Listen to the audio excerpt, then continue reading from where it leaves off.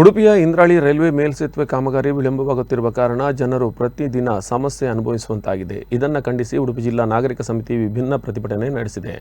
ಜೀವಂತ ಶವಯಾತ್ರೆ ಎಂಬ ವಿಭಿನ್ನ ಪ್ರತಿಭಟನೆ ಮೂಲಕ ಕೇಂದ್ರ ಸರ್ಕಾರ, ಜನಪ್ರತಿನಿಧಿಗಳು, ಅಧಿಕಾರಿಗಳ ವಿರುದ್ಧ ಸಮಾಜ ಸೇವಕ ನಿತ್ಯಾನಂದ ಬಳಕಾಡು ಅಪಹಾಸ್ಯ ಮಾಡಿ ಪ್ರತಿಭಟನೆ ನಡೆಸಿದರು. ನಿತ್ಯಾನಂದ ಬಳಕಾಡು ತಾನೇ ಶವದಂತೆ ಚಟ್ಟದ ಮೇಲೆ ಮಲಗಿದರೆ ನಾಗರಿಕ ಸಮಿತಿಯ ಕಾರ್ಯಕರ್ತರು ಶವಯಾತ್ರೆ ನಡೆಸಿದರು. ಇಂದ್ರಾಳಿ ಇಂಗ್ಲಿಷ್ ಮೀಡಿಯಂ ಶಾಲೆಯ ಮುಂಭಾಗದಿಂದ ಪ್ರತಿಭಟನೆ ಆರಂಭವಾಯಿತು. ನೂತನ ರೈಲ್ವೆ ಸೇತುವೆ ಕೆಳಭಾಗದಲ್ಲಿ ಚಟ್ಟವನ್ನು ಇರಿಸಿ ಧಿಕ್ಕಾರ ಕೂಗಿದ್ರು. ನಂತರ ಅಣುಕು ಶವಯಾತ್ರೆಯನ್ನು ಇಂದ್ರಾಳಿ ಹಿಂದೂ ರುದ್ರಭೂಮಿಯವರೆಗೆ ತೆಗೆದುಕೊಂಡು ಹೋಗಲಾಯಿತು.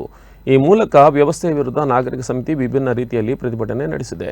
ಜನವರಿ 15ರಂದು ರೈಲ್ವೆ ಬ್ರಿಡ್ಜ್ ಪೂರ್ಣಗೊಳ್ಳುತ್ತದೆ ಎಂದು ಸಂಸದ ಕೋಟ ಶ್ರೀನಿವಾಸ ಪೂಜಾರಿ ಜಿಲ್ಲಾಧಿಕಾರಿಗಳು ಭರವಸೆ ನೀಡಿದರು.